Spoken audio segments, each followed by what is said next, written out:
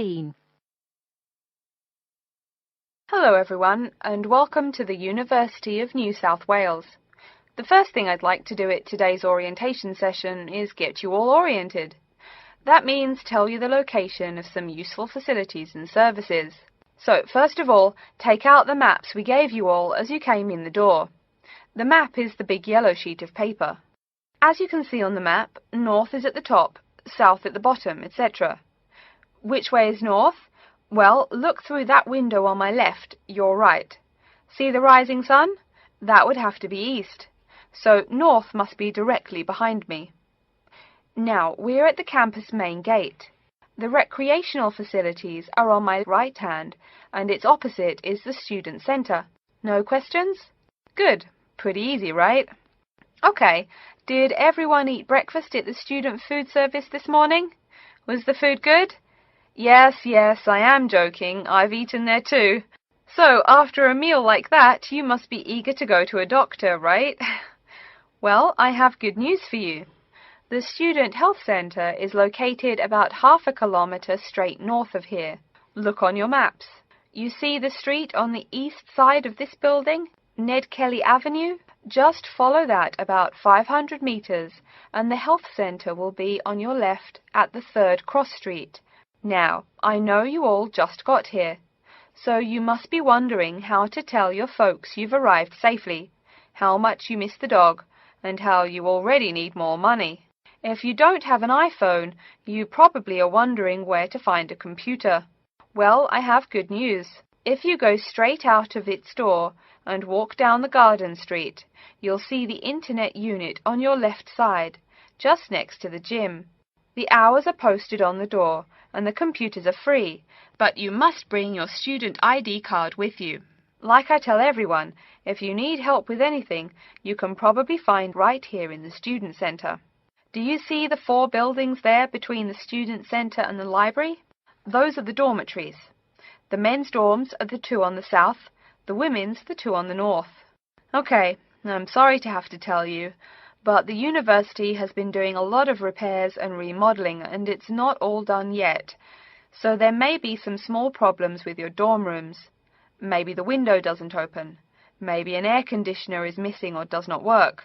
If there are any problems, you can go to the complaint office, which is right beside the teaching building between the Parker Street and the Crammer Street. Just tell them your problem, and they should have it fixed by the time you graduate in 4 years. I'm joking, but please be patient. There are a lot of little things they need to take care of.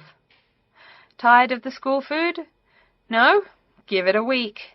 Or maybe you just need a place to get coffee in the wee hours of the night during one of those marathon study sessions.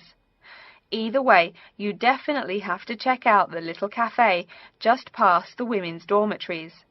They've got free Wi-Fi, so a lot of students saddle up with coffee and a bagel for hours on end to get work done.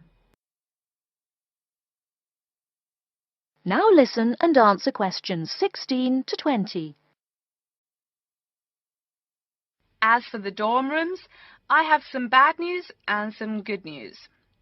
The bad news is the rooms are small and you'll probably be sharing space with at least 3 other students. The good news is that each room has its own bathroom. What's good about sharing a bathroom with 3 strangers? Good question. Okay, call it bad news and worse news. Hey, maybe try this for good news. Each dorm has a kitchen. If you want to make snacks or meals, you can do it there. You can buy food containers at any campus convenience store, so you can store your food in the kitchen. But a word of warning, you should definitely write your name on your food containers. Sad to say, there are food thieves among your fellow students. Speaking of thieves, a word about security. I mean, this is Australia, and we do get drunken bushrangers wandering onto campus. Each of you will be given a key for your dorm room. Don't lose it. You have to pay for any replacement and fill out a bunch of papers too. Red tape, huh? Your key does not work for the front door of your dorm, however. To the right of each door, there's a keypad with numbers. When you move in, they will tell you the code you use to enter the door. Please do not tell the code to people who do not live in the dorm. Let's see, have I forgotten anything? Oh yes, most of you are not rich, correct? So when your clothes get dirty, you can't just throw them away and buy new ones. That means you have to learn to do laundry. Or, men, that means you have to hurry up and get married. If you decide to wash those clothes and not get married, there are laundries in each dorm. Where? Oh, I almost forgot to tell you. The laundry for each dorm is in the basement. Some real good news this time if you're a student, it is free. You do have to buy your own soap, however. The laundry closes, by the by, at 11:30. And now that I've mentioned 11:30, please remember, the dorm doors are locked at 11:30 p.m. Your code will not work. If you want to get in, you'll have to call the night watchman. Don't worry, you can get that number at the dorm office. Yes, the dorm office and the complaint office are the same office. All right then, before we continue, are there any questions?